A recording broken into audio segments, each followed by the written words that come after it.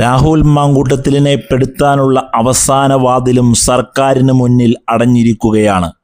ഇതോടെ മാങ്കൂട്ടത്തിന് അകത്താക്കി MLA സ്ഥാനം രാജിവെപ്പിക്കാനുള്ള CPMന്റെ കളികളാണ് അവസാനിക്കുന്നത്. കേസിൽ ശിക്ഷ ലഭിക്കുകയാണെങ്കിൽ ഭാവിയിൽ തെരഞ്ഞെടുപ്പിൽ മത്സരിക്കാനുള്ള സാധ്യതകൾ മാങ്കൂട്ടത്തിന് മുമ്പിൽ അടയും. ഇതായിരുന്നു CPM ലക്ഷ്യം വെച്ചത്. എന്നാൽ അത്തരം നീക്കങ്ങൾ ഒരിക്കലും രാഹുൽ മാങ്കൂട്ടത്തിലിന് മുമ്പിൽ ഏൽക്കില്ല എന്ന് ഇനി നിസ്സംശയം പറയാം. നേരത്തെ നടി റിനിയെ സ്വാധീനിച്ചു രാഹുൽ മാങ്കൂട്ടത്തിൽ MLAക്കെതിരെ പരാതി നൽകിയ കേസ് കുറച്ചുകൂടി ബലപ്പെടുത്തുവാനാണ് സർക്കാർ ലക്ഷ്യം വെച്ചത്.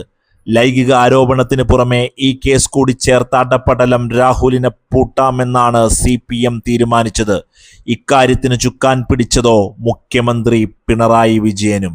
പാലക്കാട് MLAക്കെതിരെ കേസ് ശക്തമാക്കണമെന്നും നിയമ നടപടി സ്വീകരിക്കുമ്പോൾ പഴുതുകൾ അടയ്ക്കണമെന്നും മുഖ്യമന്ത്രി പിണറായി വിജയൻ പറഞ്ഞിരുന്നു. ഈ നീക്കത്തിനാണ് തിരിച്ചടി ലഭിച്ചിരിക്കുന്നത്. രാഹുൽ മാങ്കൂട്ടത്തിനെതിരായ ലൈംഗികാരോപണ കേസിൽ നടി റിനിയെ പരാതിക്കാരിയാക്കാനാവില്ലെന്ന് നിയമോപദേശം സർക്കാരിന് ലഭിച്ചതോടെയാണ് കളികൾ കൈവിട്ടത്. നിയമ നടപടിക്ക് താല്പര്യമില്ലാത്തതിനാൽ റിനിയെ സാക്ഷിയാക്കാനാണ് ഇപ്പോൾ ആലോചിക്കുന്നത്. അന്വേഷണ സംഘത്തിന് കൈമാറിയ തെളിവുകൾ ദുർബലമാണെന്നും കേസ് കോടതിയിൽ നിലനിൽക്കില്ലെന്നും നിയമോപദേശത്തിൽ പറയുന്നുമുണ്ട്.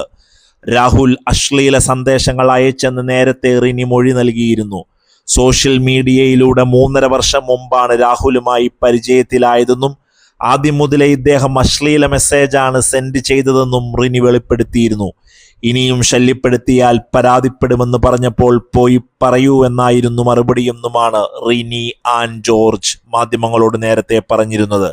താൻ പലതവണ രാഹുലിനോട് ദേഷ്യപ്പെട്ടെന്നും ഉപദേശിച്ചിട്ടും ഫലമുണ്ടായില്ലെന്നും നടി വെളിപ്പെടുത്തി. നേരത്തെ മാങ്കൂട്ടത്തിലിനെ പൂട്ടാൻ തെളിവും തേടിയിറങ്ങിയ പോലീസിനോട് പോയി പണി നോക്കാനാണ് ആദ്യം ആരോപണം ഉന്നയിച്ച 2 യുവതികൾ പറഞ്ഞത്.